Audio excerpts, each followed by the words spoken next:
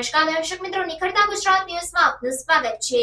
હવામાન વિભાગ દ્વારા છેલ્લા 3 દિવસથી વરસાદી માહોલની આગાહી વચ્ચે સુરતમાં છેલ્લા 2 કલાકમાં 2 ઇંચ જેટલો વરસાદ ખાબક્યો।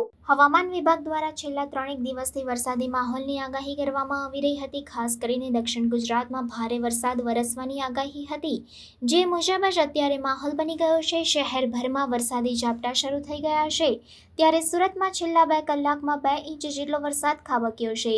વરસાદના કારણે તમામ વિસ્તારોની અંદર પાણી ભરાવાની ફરિયાદ ખૂબ જ વધી ગઈ હતી।